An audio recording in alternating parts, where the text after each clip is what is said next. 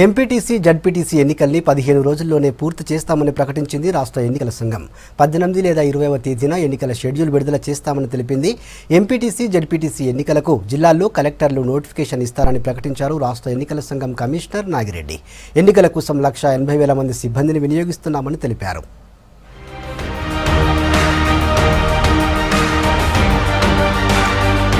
MPTC ZPTC ఎన్నికల నిర్వహణకు ready అవుతోంది రాష్ట్ర ఎన్నికల సంఘం. 18న ఎన్నికల షెడ్యూల్ విడుదల చేసే అవకాశాలు కనిపిస్తున్నాయి.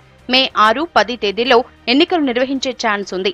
ఈ నెల 20 నాటికి ఎన్నికల నిర్వహణకు సంబంధించి అన్ని ఏర్పాట్లు పూర్తవుతాయని తెలిపారు ఎన్నికల కమిషనర్ నాగిరెడ్డి. ఎన్నికల నిర్వహణకు 1,80,000 సిబ్బందిని వినియోగిస్తున్నామని, వారికి ఇప్పటికే ట్రైనింగ్ నడుస్తోందని తెలిపారు.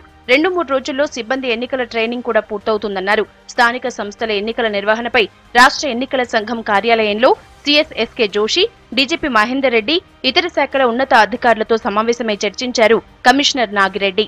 18 తర్వాత నోటిఫికేషన్ మనము ఇవ్వబోతున్నాము. పోలింగ్ సిబ్బంది కూడా అపాయింట్మెంట్స్ జరిగిపోయినాయి.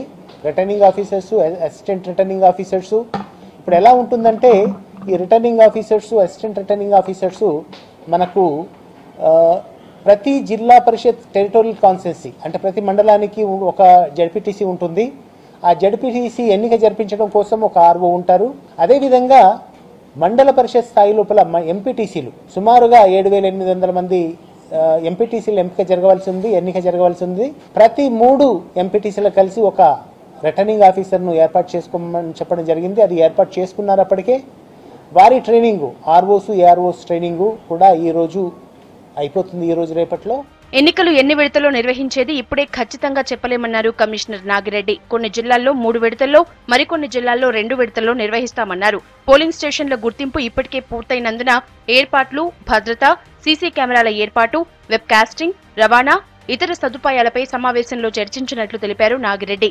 18న జిల్లా కలెక్టర్లు, ఎస్పీలతో సమావేశమై చర్చిస్తామని చెప్పారు. ఎన్నికలు ఏ ఫేజ్లో జరుగుతాయి, మరి ఫేజ్ వైజ్గా ఏ మండలాలు ఏ ఫేజ్లో పోతాయి, అవన్నీ వివరాలు కూడాను మేము ఇచ్చే నోటిఫికేషన్ లోపల అవన్నీ క్రోడీకరించి పెడతాము.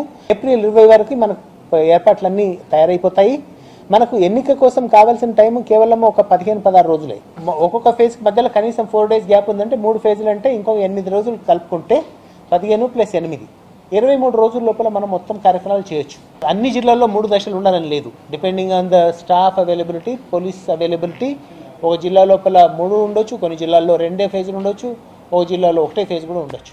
రాష్ట్రంలో 5,857 ఎంపీటీసీ, 535 జెడ్పీటీసీలకు ఎన్నికలు జరగాల్సి ఉంది. వీటిలో నల్గొండ, ఖమ్మం, నిజామాబాద్, రంగారెడ్డి, సిద్దిపేట, సూర్యాపేట, కామారెడ్డి, జగిత్యాల, వికారాబాద్, నాగర్ కర్నూలు జిల్లాల్లో జెడ్పీటీసీల సంఖ్య ఎక్కువగా ఉంది. ఇక్కడ 3 విడతల్లో ఎన్నికలు నిర్వహించే అవకాశం ఉంది. ఆదిలాబాద్, ఆసిఫాబాద్, మంచిర్యాల, భూపాలపల్లి, ములుగు, మహబూబాబాద్ జిల్లాలను మావోయిస్టు ప్రభావిత జిల్లాలుగా గుర్తించింది ఎన్నికల సంఘం. ఇక్కడ కూడా 3 విడతల్లో ఎన్నికలు నిర్వహించనున్నట్లు తెలిసింది. మొత్తంగా నిజామాబాద్ పార్లమెంటు తరహాలో ఎక్కువ మంది పోటీ చేసినా ఏర్పాట్లు చేసేందుకు సిద్ధమని ప్రకటించింది రాష్ట్ర ఎన్నికల సంఘం.